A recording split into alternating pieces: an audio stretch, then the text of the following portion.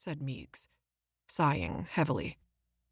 "You're a member of the Shoreline Congregational Church?" He was looking for religion at midnight? I was too tired to answer anything but yes. "There's been a suspicious death," Meigs said. "We'd like to get this sorted out before the news hits the coffee shops in the morning. Can you possibly come down? The Reverend insists he won't talk to anyone but you." He continued, his exasperation plain. Clearly he thought all of this was utter crapola. I had to agree. I'm a psychologist, not a detective. Or a lawyer, if that's what Wesley needed. My brain shifted one gear higher, trying to put the pieces together. Good God, was Wesley involved in the death? "He called it in," said Meigs, not saying what everyone knows from TV crime shows. Whoever finds the body is a damn good suspect. Trust me, Reverend Wesley wouldn't kill anyone. Another shock wave of fear rocketed through me. Who died?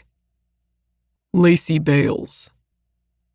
I felt the air whoosh out of my lungs, as if I'd been socked in the gut. It couldn't be. Maybe he had it wrong. Maybe it was a stranger. I was just getting to know Lacey. A big woman with a forbidding exterior, but all heart underneath. My mouth watered with budding nausea. "When can you get here?" Meigs asked. "Should I send a patrol car?" I didn't want to get involved with another tragedy. I'd barely recovered from the stress of my next-door neighbor's death in September. What am I supposed to do once I'm there? Meigs was silent for a moment. "Reverend Wesley says he'll talk to me if you're here. Look, he hasn't been arrested. Yet.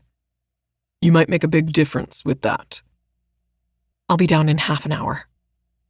I pulled on my warmest sweats, heavy gray fleece pants, and a hoodie whose princess seams could not disguise the 7 pounds of winter padding I'd packed on earlier in the season. Being held at gunpoint by a lunatic back in September had had the effect of increasing my appetite and decreasing my self-control. I glanced in the mirror, then stripped the sweats back off, exchanging the Michelin Man look for jeans and a holiday sweater, refusing to think about why I would spend more than 1 minute dressing for our minister and the local ER, refusing to think about what could have happened to Lacey Bales. Grabbing my purse and a small notebook, I headed out to the garage.